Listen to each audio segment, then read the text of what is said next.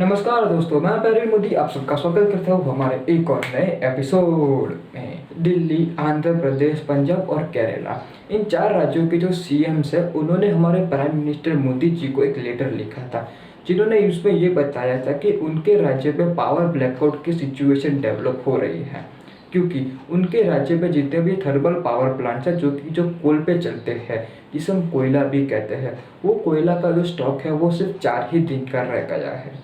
और उसके बाद अगर वो स्टॉक खत्म हो गया तो उनके जो स्टेट है उसकी सिटीज़ और कई सारे रूरल एरियाज़ के अंदर उन्हें पावर ब्लैकआउट यानी कि कोई भी इलेक्ट्रिसिटी नहीं जब तक कि स्टॉक रिकवर ना हो। तो ये पूरी सिचुएशन किस तरह से क्रिएट हुई और ये किस तरह से एक सिचुएशन से बनकर एक पूरी क्राइसिस होने वाली है और आगे जाके ये पूरे हमारे देश के अंदर ये पूरी क्राइसिस क्रिएट होगी, उसके बारे में आज की इस एपिसोड में हम बात करने वाले हैं।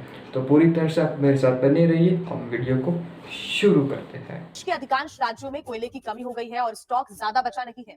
अगर ये क्या देश बड़े बिजली संकट की कगार पर है? कोयला संकट, इसका बिजली उत्पादन पर असर अब दिखने लगा है। pick up in the last few days, and the coal crunch is starting to ease. Speaking to my colleague Anshu Sharma, the minister also said that there is enough stock. Coal stocks, coal inventories at power plants have been at an all-time low. I mean, and we have coal now for about 4 days. अभी यहाँ पे आप जो ऊपर जो दो graph दिख रहे हैं वो बताता है कि इंडिया में जो 65 to 70% जो इलेक्ट्रिसिटी बनती है वो थर्मल पावर प्लांट से ही आती है, और इन थर्मल पावर प्लांट के अंदर 60% जो कोल है उसको यूज़ किया जाता है। तो अभी आप ये सोच रहे होंगे, तो अगर एक बार जो कोल का जो स्टॉक है अगर वो ख़त्म हो गया तो क्या हमें पूरे भारत देश के अंदर पावर कट ऑफ देखने को मिल सकता है? तो नहीं, पूरी तरह से तो हमें देखने मिलना इम्पॉसिबल है, क्योंकि जो बाकी के 30% जो रिन्यूएबल सोर्सेज है उससे इलेक्ट्रिसिटी जनरेट की जा सकती है, इसलिए कंटिन्यूएशन पीरियड तो बना रहेगा। लेकिन इसका सबसे बड़ा अफेक्ट जो रूरल एरियाज़ है, जो हमारे जो विलेजेस है, तो फिर कई तालुका लेवल्स पे जो विलेज आते हैं उन पे इसका अफेक्ट हो सकता है, क्योंकि एक स्टडी पे ये बताया जाता है कि 70% जो विलेजेस है उसके अंदर नॉन रिन्यूएबल सोर्सेज यानी कि जो थर्मल पावर प्लांट है उससे ही एनर्जी को ट्रांसफ़र किया जाता है। तो एक बार ये कोल का जो स्टॉक ख़त्म हो सकता है तो उससे जो रूरल एरियाज है उस पर इलेक्ट्रिसिटी नहीं मिल पाएगी।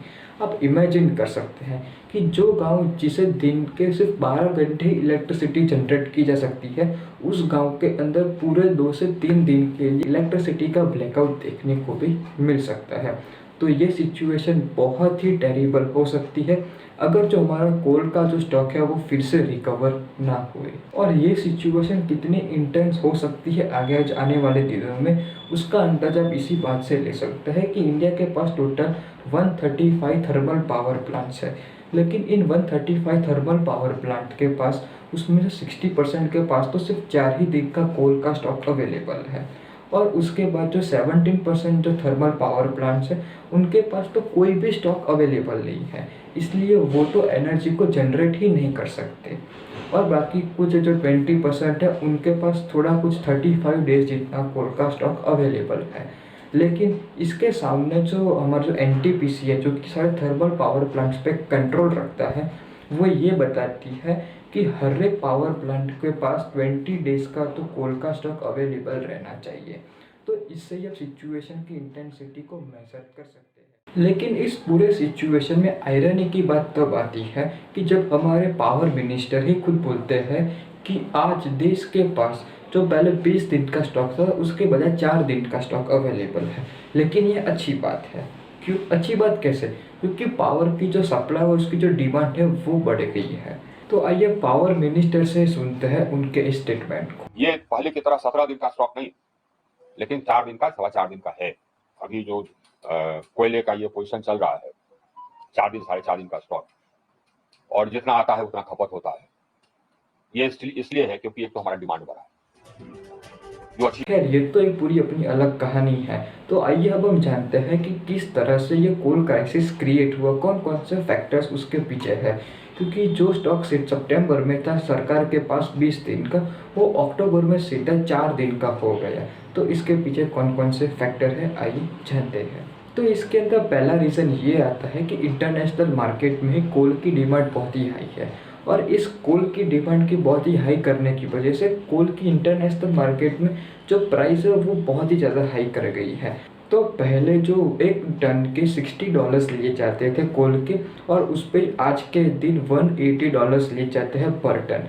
तो इतनी ज़्यादा प्राइस हाइक करने के कारण कई जो जितने भी जो स्मॉल थर्मल पावर प्लांट्स है वो इस प्राइसिंग को अफोर्ड नहीं कर पाते। लेकिन गवर्नमेंट भी बातचीत कर रही है कि वो लोग कैसे उन सब स्मॉल पावर प्लांट्स को टैरिफ दे सके या तो कंसोर्टियम लोन्स भी दे सके। और इस पे दूसरा रीज़न ये आता है कि जो इंटरनेशनल जो मार्केट है उस पर कोल की जो सप्लाई और डिमांड है वो बहुत ही ड्रास्टिकली चेंज हो गई है।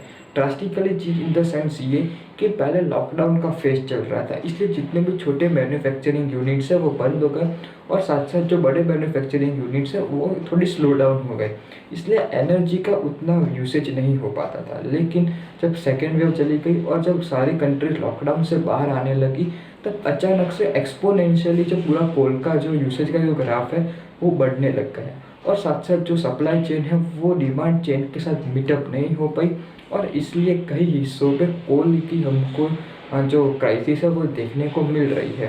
और उसके साथ ही साथ अभी जो इंडिया है ना वो बहुत ही ज़्यादा कोल को माइन कर चुका है, क्योंकि इंडिया लेट 1800 सेंचुरी से जो कोल को माइन करता आ रहा है, लेकिन अभी वो प्रोडक्शन भी उसे कम करना पड़ रहा है कि अंडरग्राउंड जो कोल की जो क्वांटिटी है वो बहुत ही कम होने आ रही है।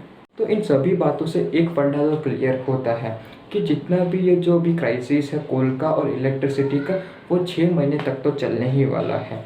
तो इसके बीच गवर्नमेंट ये कर रही है कि वो लोग पावर शेडिंग का इस्तेमाल कर रहे हैं।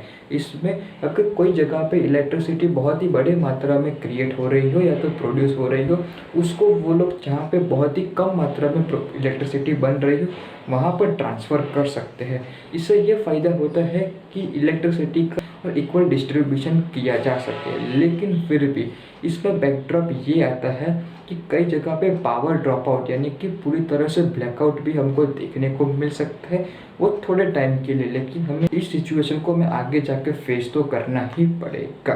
तो दोस्तों इन सभी के बीच पे हमारी पूरी इंफोटेनमेंट टीम की तरफ से हमारी प्यारी जनता को, हमारी छोटी सी जनता को एक रिक्वेस्ट है कि आप जहाँ पर भी हो सके इलेक्ट्रिसिटी को सेव करने की ट्राई कीजिए।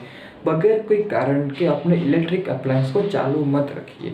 इससे आप अगर दिन के 1 यूनिट भी बचा सकते हैं तो उसे बचा लीजिए, वो आगे जाके हमारे ही यूज़ में आने वाला है। तो बस दोस्तों मैं उम्मीद करता हूँ आपको ये वीडियो इन्फॉर्मेटिव लगा होगा। अगर आपको वीडियो इन्फॉर्मेटिव लगा हो तो इस वीडियो को लाइक कर दीजिए और अपने दोस्तों के साथ शेयर कर दीजिए, ताकि हमें आगे जाके कोई भी पावर ब्लैकआउट का सामना ना करना पड़े। और आखिर में हमारे चैनल को सब्सक्राइब कर दीजिए और उस पर आने वाले बेल आइकन को भी दबा दीजिए। बस दोस्तों जय हिंद।